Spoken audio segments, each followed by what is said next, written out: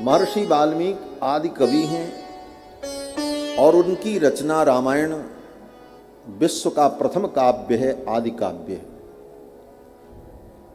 आरती में जब हम लोग गाते हैं तो क्या कहते हैं?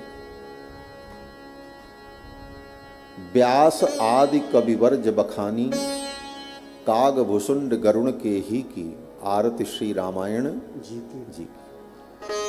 व्यास आदि कविवर्य, आदि कविवर्य कवि श्रेष्ठ महर्षि वाल्मीकि ने इसकी रचना की।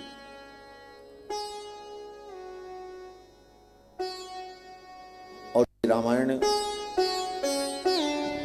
वेदावतार है।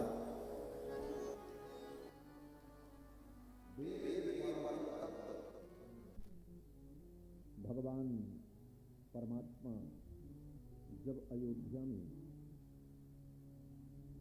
4 रूपों में प्रकट हुए तो वेदों ने विचार किया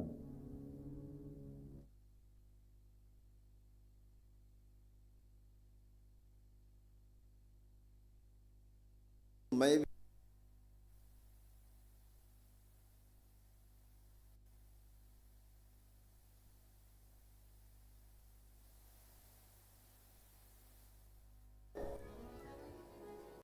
राम लक्ष्मण भरत शत्रुघ्न के रूप में कृत्वात्मानं चतुर्विधम, अपने आप को भगवान ने 4 रूपों में प्रकट किया।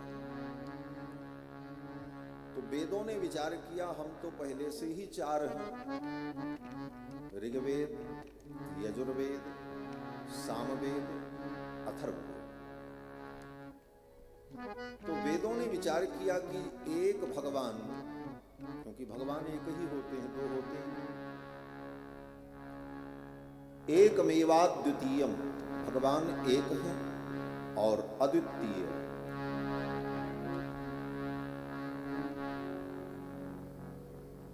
तो जो भगवान एकमेवाद्वितीयम, एक और अद्वितीय है, ऐसे भगवान ने अपने आप को 4 रूपों में प्रकट कर दिया।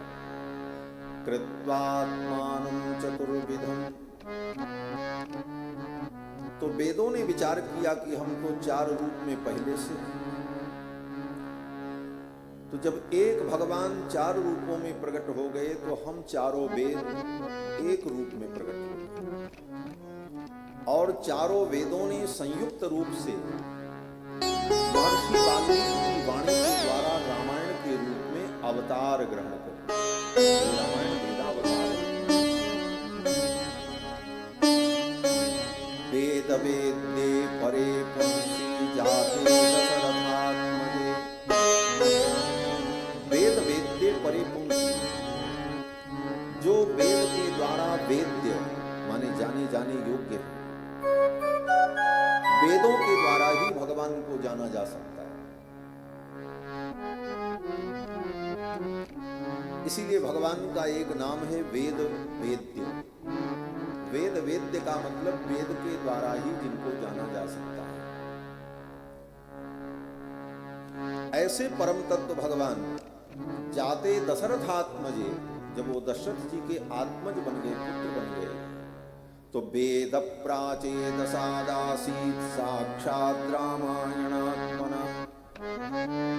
वेदों ने प्राचेतस महर्षि, प्रचेता के पुत्र महर्षि वाल्मीकि के द्वारा रामायण के रूप में अवतार लिया। तो ये रामायण ग्रंथ वेदावतार है। चारों वेदों को पढ़ने का जो फल है वही फल रामायण पढ़ने का है। चारों वेदों को श्रवण करने का जो फल है वही फल रामायण के श्रवण का फल है। ऐसा ये अलौकिक ग्रंथ, दिव्य ग्रंथ है, जिस रामायण में राम जी का चरित्र तो है ही, रामचरित्र के माध्यम से भक्ति के सिद्धांत को, शरणागति के सिद्धांत को, धर्म नीति को और अनेक प्रकार के गंभीर विषयों का वर्णन महर्षि वाल्मीकि ने रामायण के माध्यम से किया है।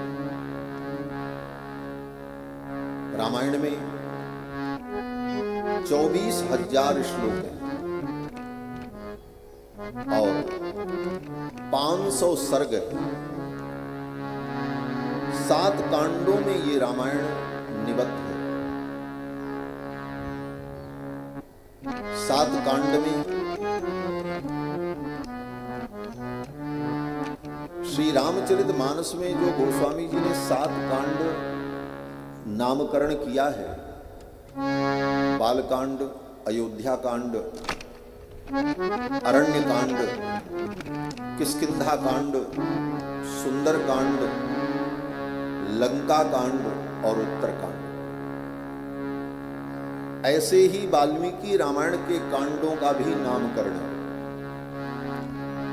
एक जगह थोड़ा सा अंतर है, वो मैं आपको बता दूं।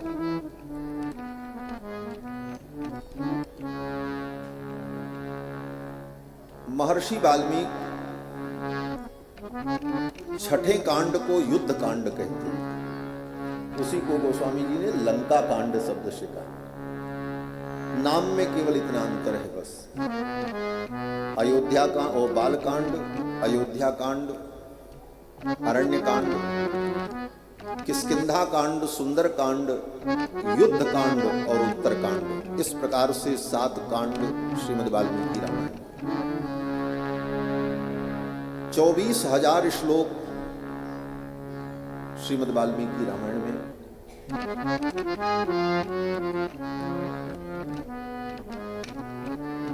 और गायत्री मंत्र में जो 24 वर्ण है,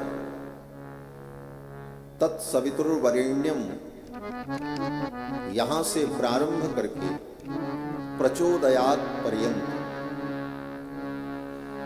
गायत्री मंत्र में जो 24 वर्ण है, उन एक एक वर्णों की व्याख्या ही महर्षि वाल्मीकि ने 1,000 श्लोकों में की। गायत्री का ही ये व्याख्यान है श्री रामायण। क्यों? बोले चारों वेदों का मूल प्रणव है ओम, और वह प्रणव जो चारों वेदों का मूल है, वह प्रणव ही गायत्री के रूप में प्रकाशित होता है। तो गायत्री मंत्र के अंदर जो संपूर्ण वेद का सार निहित है, उस सार को ही 24,000 श्लोकों में महर्षि वाल्मीकि ने रामायण के रूप में निबद्ध किया। और उसी क्रम से गायत्री मंत्र त से प्रारंभ होता है, तत्सवितुर्वरेण्यम। उसके पहले जो बोलते हैं भूर्भुवस्वः, वो गायत्री मंत्र का अंग नहीं, वो व्याहृति है, उसको व्याहृति कहा जाता है। बहुत से मंत्रों में पहले व्याहृति लगाई जाती है, तब उस मंत्र को पढ़ा जाता है। जैसे किसी सम्मानित व्यक्ति का नाम लेने के पहले श्री श्री, परमादरणीय, परम पूज्य, परम महान इत्यादि विशेषणों को कह करके तब उनका नामोच्चारण किया जाता है। उसी प्रकार गायत्री की इतनी महिमा है कि गायत्री मंत्र का उच्चारण करने के पहले प्रणव और व्याहृति का उच्चारण करने के बाद ही गायत्री का उच्चारण होता है। लेकिन गायत्री मंत्र तो तत्सवितुर्वरेण्यम यहां से प्रारंभ होता है, त से, और गायत्री मंत्र का समापन भी त पर होता है, प्रचोदयात्। त से लेकर त तक ये 24 अक्षर गायत्री मंत्र में। जैसे किसी के नाम को संक्षेप में कहने के लिए उसके नाम के एक आदि अक्षर को लेकर के और एक अक्षर को लेकर के हम लोग संकेत कर देते हैं केपी मिश्रा, आरपी सिंह, नाम छोटा हो गया। जैसे शतक्रतु, शतक्रतु माने इंद्र, तो इतने बड़े नाम को छोटा करना हो तो शतक का स और क्रतु का क दोनों लेकर के जोड़ दिया तो शक्र, ये छोटा नाम है। शक्र माने इंद्र। उसी प्रकार से गायत्री मंत्र के पहले अक्षर ता को लेकर और अंतिम अक्षर ता को लेकर के जब कहा गया तो एक शब्द हुआ तत्। तत् माने परमात्मा। गायत्री मंत्र के अंदर जिस परमात्मा का, परब्रह्म परमात्मा का निरूपण है, वह परमात्मा तत् शब्दवाच्य है, इसीलिए परमात्मा को तत् कहा जाता है।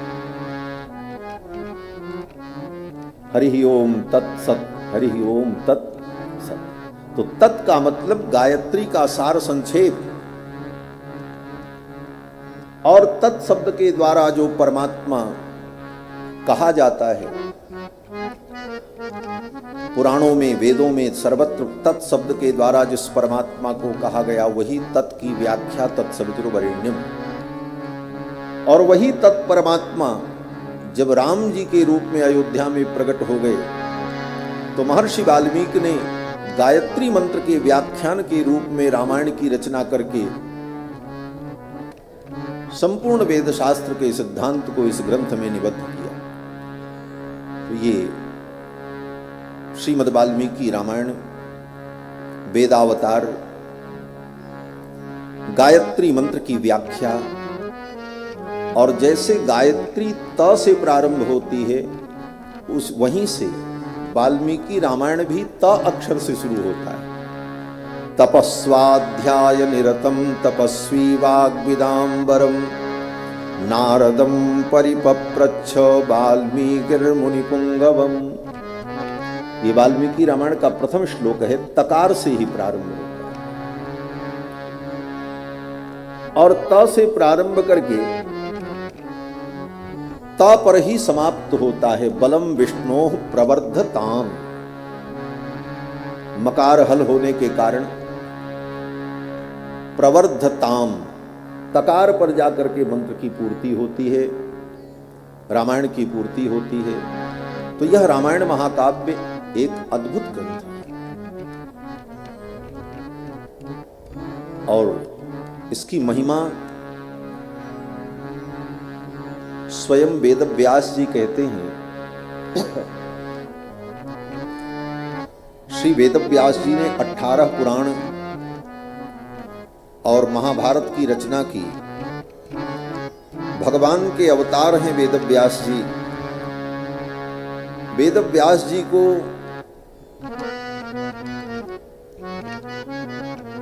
ब्रह्मा जी ने कहा कि तुम रामायण पढ़ो, और रामायण के पढ़ने से, रामायण के अनुष्ठान से तुम्हारे अंदर वह योग्यता उत्पन्न होगी, तब तुम्हारे द्वारा 18 पुराण की रचना हो पाएगी। पठ रामायणम व्यास काव्य बीजम सनातनम।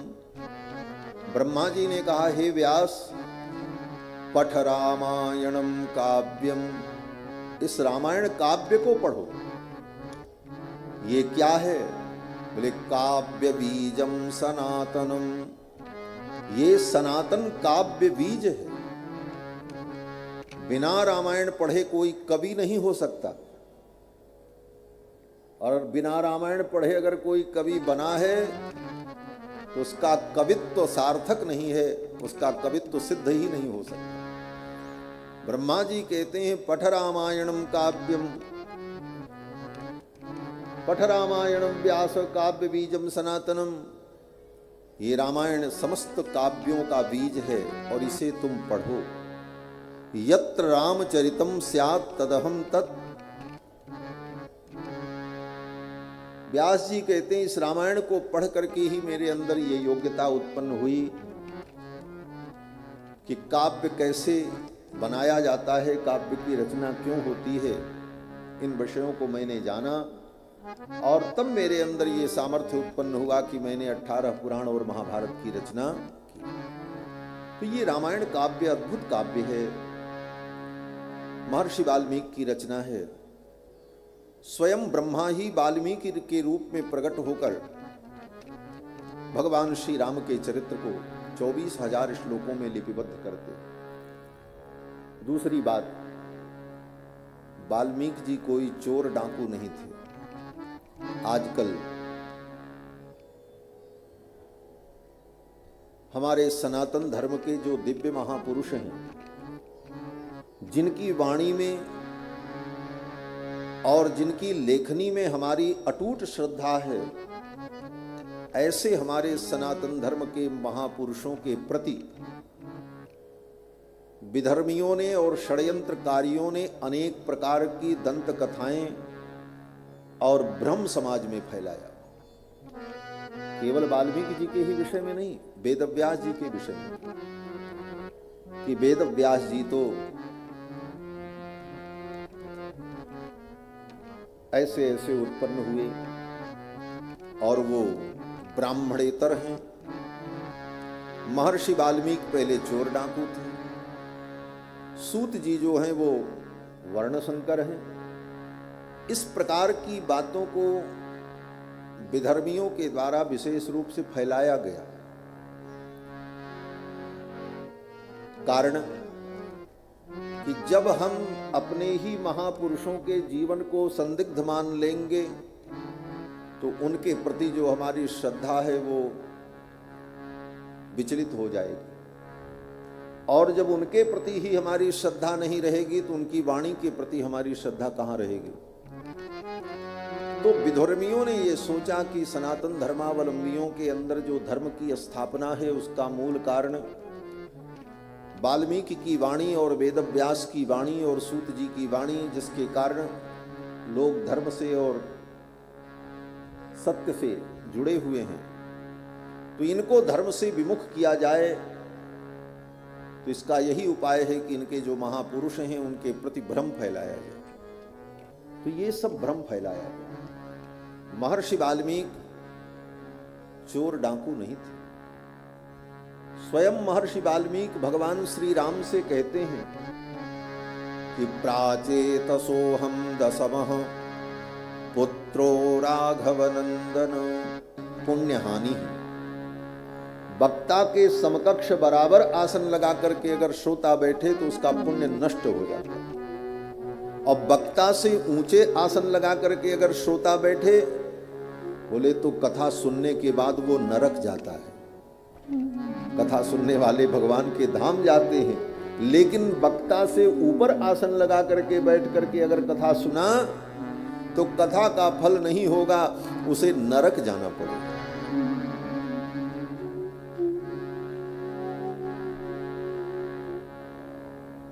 सदा उपदेश नीचे बैठकर सुनना चाहिए। एक बड़ी सुंदर कथा है। जब भगवान श्री कृष्ण अर्जुन को गीता का उपदेश कर रहे थे तो भगवान कथा सुना रहे थे, अर्जुन सुन रहे थे। अर्जुन जमीन में बैठकर एक पांव मोड़कर एक पांव सीधा रख करके हाथ जोड़कर भगवान की ओर ऐसे देख रहे थे और भगवान उपदेश दे रहे थे खड़े होकर। अर्जुन ने जमीन में बैठकर इस कथा को श्रवण किया, गीता उपदेश को, लेकिन वहीं एक श्रोता थे जो कि ऊपर बैठ करके सुन रहे थे। वो कौन थे? बोले वो हनुमान जी महाराज थे। अर्जुन की ध्वजा में विराजमान थे हनुमान जी महाराज, इसीलिए अर्जुन का एक नाम है कपिध्वज। बंदर जिनकी ध्वजा में बना हुआ है उनका नाम कपिध्वज। अर्जुन के रथ का नाम है कपिध्वज रथ। जैसे भगवान के रथ का नाम है गरुणध्वज, भगवान के रथ में गरुण बने रहते हैं झंडे में, और अर्जुन के रथ में हनुमान जी।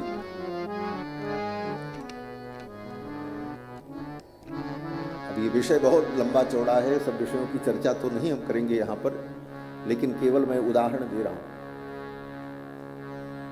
अर्जुन के रथ के ध्वज में हनुमान जी महाराज विराजमान थे। उन्होंने भी सुना भगवान के उपदेश को। बाद में हनुमान जी को इसका प्रायश्चित्त करना पड़ा। कथा नीचे बैठ करके सुननी चाहिए। हनुमान जी वक्ता से भी ऊपर बैठकर ध्वज में विराजमान होकर कथा सुने। उसका परिणाम बोले हनुमान जी महाराज को प्रायश्चित्त करना पड़ा। हनुमान जी ने कहा इसका प्रायश्चित्त क्या होगा? तो भगवान ने कहा तुम्हें पिशाच रूप धारण करके और पैसाची भाषा में जो तुमने सुना है इसका व्याख्यान करना पड़ेगा, तब तुम्हारा प्रायश्चित्त होगा। तो हनुमान जी ने पिशाच रूप धारण करके पैशाची भाषा में गीता की व्याख्या की, तब उनके उस कृत्य का प्रायश्चित्त हुआ। तो वक्ता से ऊपर बैठ करके अगर कथा श्रवण करे तो वो निंदनीय है। राम जी ने सोचा ये लौकुश कथा सुना रहे हैं और मैं सिंहासन पर बैठ करके कथा सुनूं, ये तो मर्यादा नहीं। राम जी तो मर्यादा पुरुषोत्तम, सब प्रकार की मर्यादाओं का जिन्होंने अपने जीवन में पालन किया है, इसीलिए मर्यादा पुरुषोत्तम। सिंहासन से उतर गए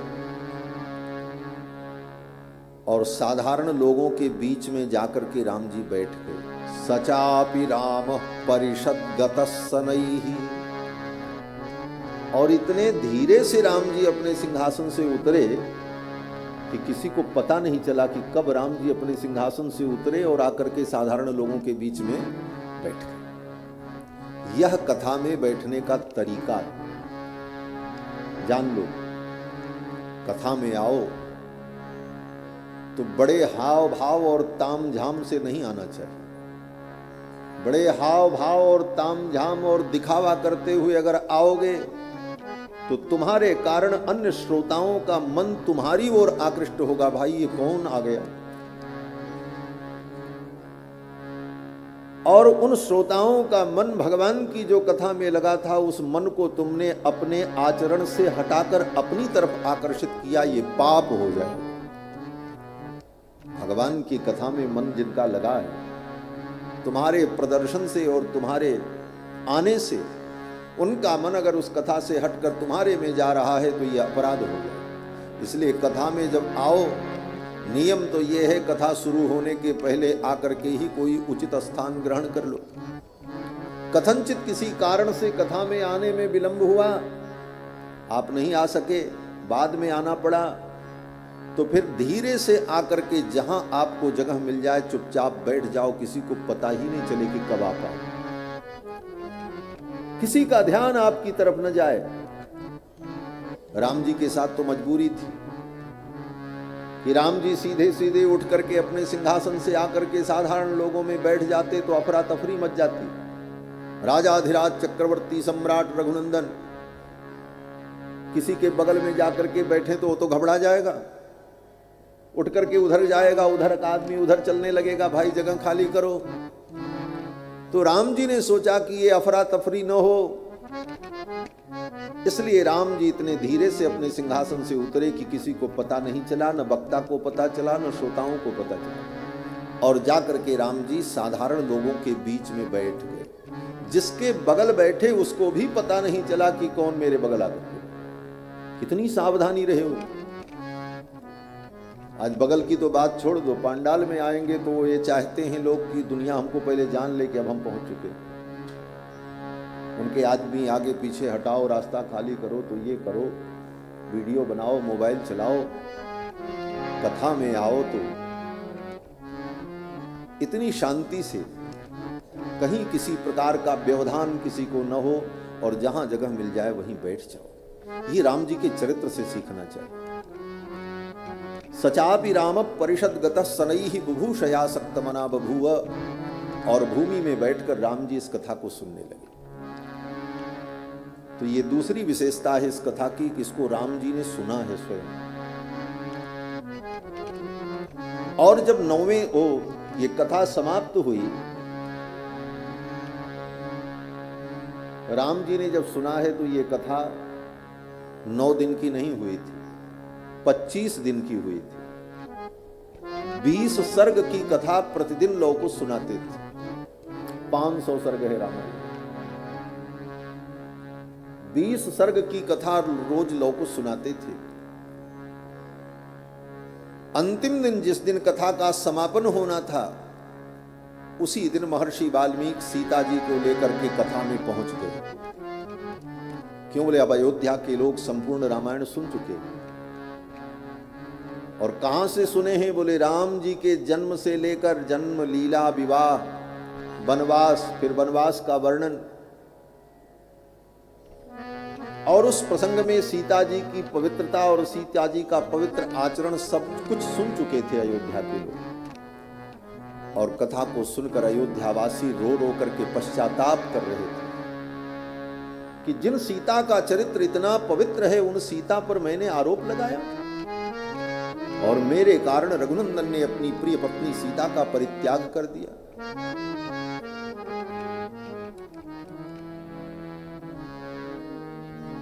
प्रजा के लोग राम कथा सुन करके रो रो करके पश्चाताप कर रहे थे। उसी समय महर्षि वाल्मीकि सीता जी को लेकर के कथा मंडप में पहुंच गए। लोगों ने देखा सीता को तपस्विनी के वेश में, साध्वी के वेश में, आभूषण से रहित एक ऋषि कन्या का जो वेश होता है, उस वेश में सीता जी जब पधारी तो अयोध्या की प्रजा की आंखें झुक गईं लज्जा के कारण। ऐसी पवित्र देवी को हमने संदेह की दृष्टि से देखा। लोगों को महान पश्चाताप होने लगा। उसी समय महर्षि वाल्मीकि ने भगवान श्री राम से कहा, रघुनंदन, मैं कुछ कहने के लिए आया हूं। क्या कहने? महर्षि वाल्मीकि ने कहा, पहले तो आप ये जान लो, प्राचेत सोहम दशमः पुत्रो राघव नंदन। हे रघुनंदन, मैं प्रचेता का 10वां पुत्र हूं, मेरा नाम वाल्मीकि है। प्रचेता के 10वें पुत्र महर्षि वाल्मीकि, इसीलिए इनका नाम प्राचेतस है। ये कोई डाकू और चोर नहीं थे। इसी बात की मैंने शुरुआत की थी कहने के लिए। तो महर्षि वाल्मीकि प्रचेता के पुत्र हैं। और फिर आगे महर्षि वाल्मीकि कहते हैं, न स्मरामि अनृतम वाक्यम। हे राम, आज तक मैंने कभी असत्य भाषण नहीं किया है। मुझे स्मरण नहीं है कि कभी मैंने झूठ बोला हो। और मैं कह रहा हूं, इमौ तु तव पुत्रकौ। ये दोनों बालक जो कथा सुना रहे हैं, ये ऋषि कुमार नहीं हैं। राम, ये तुम्हारे पुत्र हैं लवकुश। जब महर्षि वाल्मीकि ने भरी सभा में ये बात कही, अब तो सब लोगों ने अपनी आंखें उठाई। सबकी नजर तो झुक चुकी थी सीता के महान चरित्र को सुनकर। और जब वाल्मीकि महर्षि के मुख से सुना, वाल्मीकि जी ने कहा, ये आपके पुत्र हैं दोनों, तब प्रजा के लोगों ने सिर उठाया और देखा राम जी के पुत्र को। बिंबाद दिवोत्थितौ बिंबौ राम देहात तथा परौ। जैसे बिंब से बिंब प्रकट हो गया हो। आज तक के इस दुनिया के सभी सिद्धांत में बिंब का प्रतिबिंब तो सुना गया है। लोग कहते हैं ये बिंब है और ये इसका प्रतिबिंब है। प्रतिबिंब माने छाया, छाया प्रति, डुप्लीकेट। उसकी कॉपी हो सकती है, उसको जो भी कह लो, कॉपी कह लो, छाया चित्र कह लो, उसका प्रतिबिंब कह लो, लेकिन बिंब से बिंब प्रकट हो यह आज तक नहीं सुना गया। सूर्य का भी प्रतिबिंब होता है, सूर्य से बिंब नहीं प्रकट होता। लेकिन महर्षि वाल्मीकि कहते हैं कि ये दोनों बालक जो हैं, ये कौन हैं? बोले राम रूपी बिंब से प्रकट होने वाले बिंब हैं। बिंबाद दिवोत्थितौ बिंबौ राम देहात तथा परौ। अर्थात जो राम जी एक हैं, वही राम जी दो रूपों में मानो सामने प्रकट। राम देहात तथा परौ। जब लोगों ने लवकुश को देखा, तो जिन लोगों ने राम जी का बालपन देखा था, बचपना देखा था, उन लोगों को अनुभव हुआ, अरे ठीक राम जैसे, वैसी ही आंख, वैसी ही नाक, वैसी ही बनावट। लगता है राम जी के अंदर से दो राम जी प्रकट हो गए। बिंबाद दिवोत्थितौ बिंबौ राम देहात तथा परौ। और जब संपूर्ण कथा हो गई, महर्षि वाल्मीकि ने कहा, राम, मैंने कभी झूठ नहीं बोला है। इमौ तु तव पुत्र कौ, ये दोनों तुम्हारे पुत्र हैं। मनसा कर्मणा वाचा भूत पूर्वम न किल विषम, मन वचन कर्म से पहले मैंने कभी कोई पाप नहीं किया है, मुझे याद भी नहीं। मन वचन कर्म से भी मैंने कभी कोई पाप नहीं किया, ये महर्षि वाल्मीकि कह रहे हैं। अब इसके बाद भी आप कहो कि वाल्मीकि जी चोर थे, डाकू थे,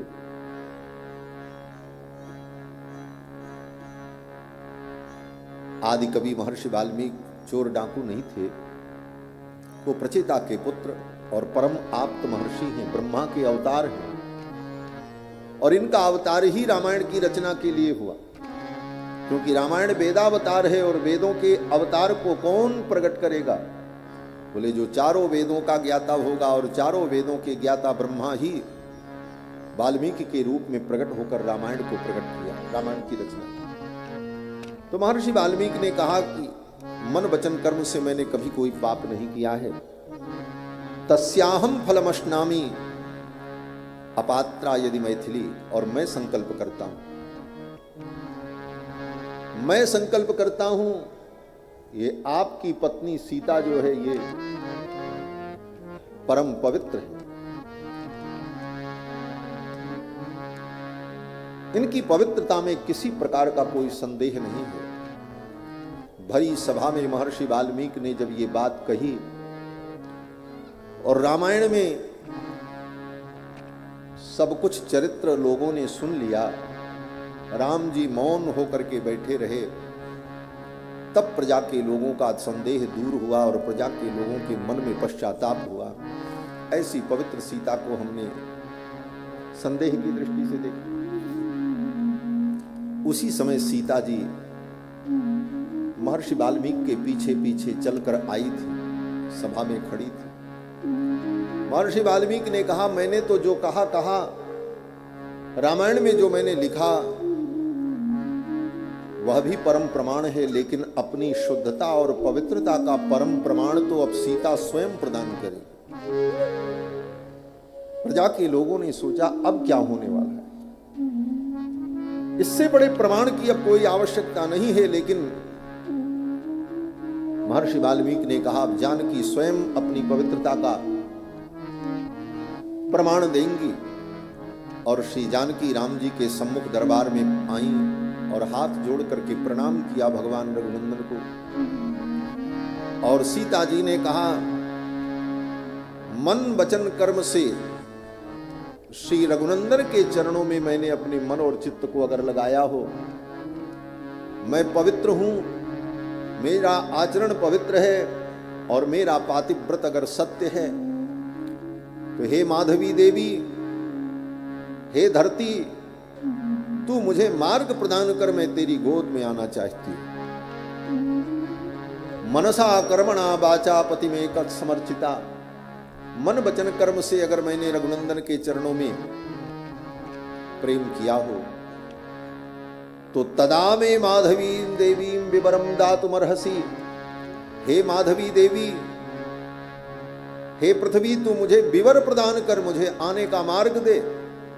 सीता जी ने ज्यों ही इतना कहा, तब तक राम जी के दरबार में ही वो धरती फट गई, धरती विदीर्ण हो गई। और लोगों ने देखा अनेक प्रकार के मंगल वाद्य बजने लगे अंतरिक्ष में, और धरती के अंदर से एक दिव्य सिंहासन प्रकट हुआ, और उस सिंहासन पर भगवती भूदेवी विराजमान थी। और भूदेवी ने अत्यंत गंभीर वाणी में कहा, सीते पुत्री, मैं तुझे लेने आई हूं, आओ और मेरे साथ चलो। श्री जानकी जी धीरे धीरे अपने चरण को बढ़ाते हुए भूदेवी की ओर चलने लगी। सारे लोग थर थर कांपने लगे, किसी का साहस न हो सका कि सीता जी को कोई रोक सके और उनके सन्निकट आ सके। और सीता जी आकर के भूदेवी के गोद में बैठ गए। भूदेवी ने कहा, सीते तुम मेरे साथ चलो। और ये कहकर भूदेवी सीता जी को लेकर के पृथ्वी में प्रवेश करने लगी। वो सिंहासन धीरे धीरे धरती के अंदर पुनः भीतर जाने लगे। लोग तो कांप रहे थे इस दृश्य को देखकर। राम जी अपने सिंहासन से उठ करके दौड़ पड़े, सीते मुझे छोड़कर मत जाओ। और जब तक राम जी दौड़ करके सीता जी के सन्निकट पहुंचते तब तक वो सिंहासन धरती में समाहित हो, पृथ्वी की दरारें बंद हो गईं। भगवान श्री राम उस धरती पर लोट लोट करके करुण क्रंदन करने लगे और भगवान राम ने कहा, मेरी सीता मुझे वापस कर दो, और मेरी सीता अगर मुझे प्राप्त नहीं हुई तो आज मैं पूरे ब्रह्मांड को नष्ट कर दूंगा। ऐसा क्रोध प्रकट हुआ राम जी का। फिर तो लक्ष्मण जी ने भगवान को संभाला। फिर राम जी धीर गंभीर हो गए, क्योंकि लीला तो यही होनी थी। और श्री जानकी जी सदा के लिए धरती में प्रविष्ट हो गए। तो यह रामायण काव्य सीता जी का महान चरित्र है। महर्षि वाल्मीकि कहते हैं, कृत्स्नम रामायणम काव्यम सीतायास चरितम महत्। ये सीता जी का महान चरित्र है। आज के दुष्ट लोग जिनको रामायण का ज्ञान नहीं है, वो राम जी पर प्रश्न चिन्ह लगाते हैं कि राम जी कितने निर्दयी थे। राम जी ने अपनी पवित्र पत्नी सीता पर संदेह किया और अपनी सीता का त्याग किया। क्या एक मर्यादा पुरुषोत्तम को इस प्रकार अपनी पत्नी का त्याग करना चाहिए? राम जी ने यह बहुत बड़ा गलत कार्य किया। आजकल के बुद्धिमान लोग, कुछ लोग ऐसा कहते हैं कि राम जी ने सीता का जो त्याग किया ये अच्छा नहीं है। और कुछ तो तथाकथित विद्वान राम जी ने सीता का त्याग नहीं किया है ये सिद्ध करने के लिए ही कितनी पुस्तकें लिख डाले। लेकिन सीता के त्याग से सीता के महान चरित्र की प्रतिष्ठापना हुई, इसलिए सीता का त्याग राम के लिए अनिवार्य था। सीता जी के महान चरित्र को राम जी ने स्थापित कराया और विश्व का प्रथम काव्य रामायण सीता जी के महान चरित्र के लिए ही लिखा गया। और इस महान चरित्र को, एक नारी के महान चरित्र को स्वयं नरोत्तम पुरुषोत्तम राम ने बैठ करके श्रवण किया। यह सीता जी की महिमा को ही संसार में फैलाने के लिए राम जी ने लीला की। महर्षि वाल्मीकि कहते हैं, सीतायास चरितम महत्। ये रामायण जो है सीता जी का महान चरित्र। अगर ये घटना घटित न होती, राम जी सीता जी को वन में न भेजते तो रामायण न लिखी जाती। रामायण न लिखी जाती तो सीता जी के ऊपर आज नहीं, जब तक ये सृष्टि रहती तब तक लोगों के अंदर संदेह बना रहता और लोग प्रश्न करते रहते। लेकिन आज सीता के चरित्र पर प्रश्न नहीं होता है। आप विचार कर लेना, आपको जीवन में अनेक संत महात्मा मिले होंगे। कथा होती है तो श्रोता अनेक प्रकार के प्रश्न करते हैं। वक्ताओं को उन प्रश्न का उत्तर देना पड़ता है। लेकिन किसके प्रश्न चरित्र पर? बोले राम जी के चरित्र पर। बड़े बड़े वक्ता विद्वान जब सवेरे सो करके उठते हैं और उनको कथा में जाना होता है तो सिर पकड़ करके एक बार सोचते हैं, आज लोग क्या पूछेंगे। पता नहीं किस बात पर राम जी के चरित्र पर कोई प्रश्न कर दे कि राम जी ने ऐसा क्यों किया, ऐसा क्यों किया, ऐसा क्यों किया। लेकिन आज तक सीता के चरित्र पर, भगवती के चरित्र पर किसी ने प्रश्न नहीं किया। सीता जी का चरित्र इतना निर्मल है। बड़े बड़े वक्ताओं का सिर दर्द होने लगता है, क्या उत्तर देंगे। राम के चरित्र पर कोई प्रश्न करेगा तो क्या कहना पड़ेगा। लेकिन सीता के चरित्र को लेकर के सभी वक्ता निश्चिंत रहते हैं। उन भगवती देवी के चरित्र पर कोई प्रश्न करता ही नहीं है, क्योंकि उनके चरित्र में कहीं कोई प्रश्न चिन्ह लगा नहीं सकता। ऐसा महान चरित्र भगवती सीता का है और वही चरित्र ये रामायण है। कृत्स्नम रामायणम काव्यम सीतायाश्चरितम महत्। तो इस रामायण काव्य के रचनाकार महर्षि वाल्मीकि परम पवित्र प्रचेता के पुत्र हैं और आप्त हैं। आप्त माने जिसकी वाणी परम प्रमाण होती है, जिसकी वाणी कभी झूठी नहीं होती, जो सत्य वक्ता होता है उसको आप्त कहा जाता है। और महर्षि वाल्मीकि ने इस रामायण की रचना की। राम जी के दरबार में कुश और लौ ने इसे गाया, स्वयं राम जी ने इसको सुना। वो रामायण ये है। बाकी दुनिया में जितनी रामायण है उसका विशेषण लगाना पड़ता है, तब लोग समझते हैं कि ये रामायण। केवल रामायण नहीं, उसके आगे विशेषण लगता है। आनंद रामायण, कृत्तिवास रामायण, अध्यात्म रामायण, कंबु रामायण, सुख रामायण। हर रामायण के पहले विशेषण लगा है। लेकिन केवल रामायण अगर कहा जाए, ये 4 अक्षर रामायण, तो रामायण का मतलब आदि काव्य महर्षि वाल्मीकि की रचना। ये 24,000 श्लोक, इसका नाम रामायण है। और इसका लेखन महर्षि वाल्मीकि ने कैसे किया? कहते हैं एक दिन महर्षि वाल्मीकि अपने आश्रम में बैठे थे, कुटिया में। उसी समय देवर्षि नारद महर्षि वाल्मीकि के आश्रम में आए। नारद जी जब आए तो महर्षि वाल्मीकि ने नारद जी का पूजन किया। अचानक कोई आए तो वो अतिथि होता है। जो बता करके आए, सूचना दे करके आए, जिसका आना पहले से तय हो, वो अतिथि नहीं होता। अतिथि के समान उसका भी आदर किया जाता है, लेकिन वो अतिथि नहीं है।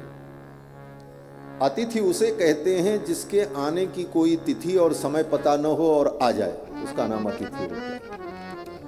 आप कोई तैयारी भी नहीं किए और आ गया, अब आप जब उत्साह से उसके लिए तैयारी और पूजा के लिए दौड़ोगे तो वह आपका भाव उस अतिथि के लिए आतिथ्य बन जाएगा।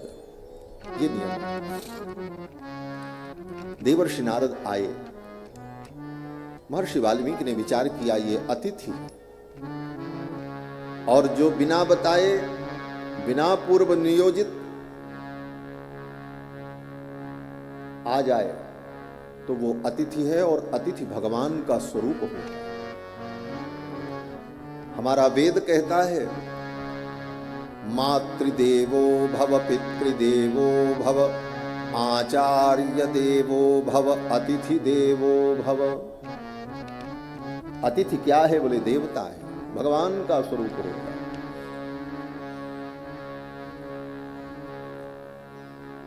और अतिथि का पूजन होना चाहिए। महर्षि वाल्मीकि ने नारद जी का पूजन किया और पूजन करने के बाद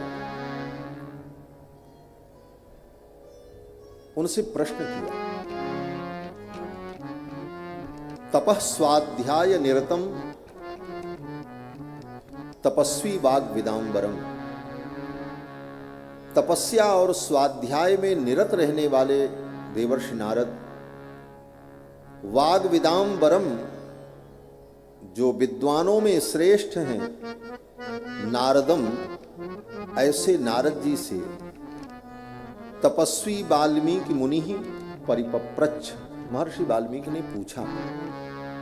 पहले तो पूजन किया, आतिथ्य किया, और फिर चरणों में प्रणाम करके महर्षि वाल्मीकि ने पूछा, भगवान आप अनेकानेक लोकों में भ्रमण करते रहते हैं, मैं आपसे जानना चाहता हूं इस धरती पर सर्वश्रेष्ठ पुरुष कौन है?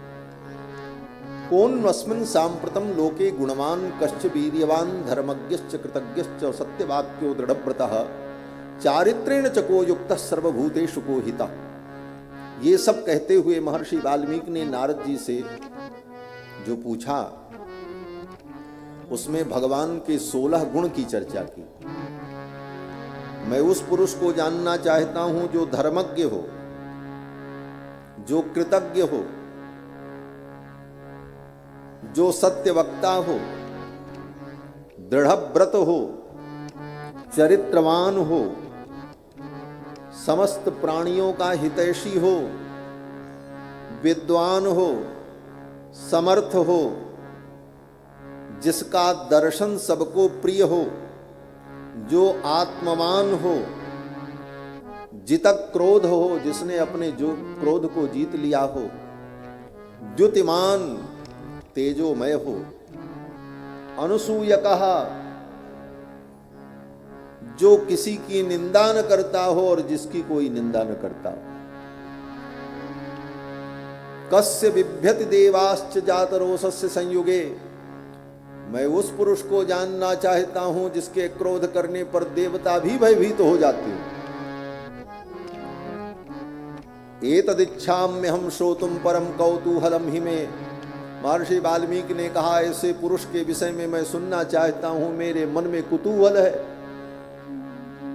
और हे देवर्षि, मैं जानता हूं महर्षि तुम समर्थोसी। महर्षि वाल्मीकि ने कहा देवर्षि आप समर्थ हैं, आप ही ऐसे पुरुष का परिचय दे सकते हैं, दूसरा कोई नहीं दे सकता। अरे गहरे नथु खैरे गली गली में डोलने वाले ऐसे गुणवान पुरुष का परिचय देने में समर्थ नहीं हो सकते। मैं जानता हूं महर्षि तुम समर्थोषि ज्ञातुमेवं विधम नरम, ऐसे पुरुष के विषय में आपको ज्ञान है, आप ही हमारे प्रश्न का उत्तर दे सकते हैं। यहां पर महर्षि वाल्मीकि ने भगवान के 16 गुणों की चर्चा की। इन गुणों से जो संपन्न पुरुष है उसको मैं जानना चाहता हूं। और जितने गुण पूछे, ये गुण मनुष्य में तो संभव ही नहीं। चारित्रेण च को युक्तः, जो चरित्रवान हो,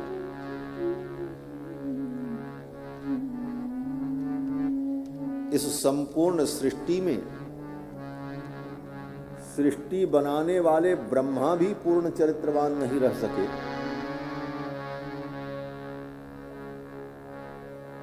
अपनी ही बेटी सरस्वती को देखकर व्यामोहित हो गए।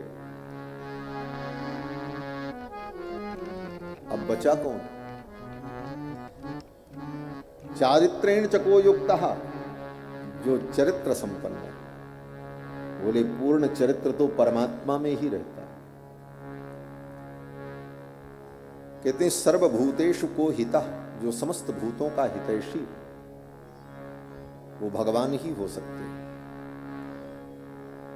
और दो बड़ा विलक्षण प्रश्न, जितक क्रोध हो, जिसने अपने क्रोध को जीत लिया हो, और जब वो क्रोध करे तो फिर देवता भी उसके सामने न टिक सके। अरे ये विशेषता तो भगवान में ही हो सकती है। माने क्रोध को अपने जीत ले और जब जरूरत पड़े क्रोध करने की तो फिर उसके क्रोध के सामने कोई टिकने वाला न। यह विशेषता तो केवल भगवान की हो सकती। कहते हैं जो समर्थ हो, समर्थ का मतलब सर्वसमर्थ। समर्थ तो हम लोग भी हैं, कुछ शक्ति है, कुछ धन है, कुछ संसाधन है और कुछ करने का सामर्थ्य, लेकिन सब कुछ करने का सामर्थ्य तो किसी में नहीं। पूर्ण रूप से समर्थ भगवान ही है और कोई नहीं। तो महर्षि वाल्मीकि ने जिन गुणों की चर्चा की, ये सारे गुण केवल भगवान में ही। और दूसरी बात, एक बड़ा महत्वपूर्ण बिंदु है कि रामायण में जिस परमात्मा का वर्णन होता है, ये रामायण में जिस परमात्मा का निरूपण होने जा रहा है, इस रामायण के परमात्मा निर्गुण नहीं है, अपितु सर्वगुण संपन्न है। क्योंकि गुणों के विचार से ही ये कथा प्रारंभ हो रही है। और दूसरी बात, ये रामायण वेदावतार है।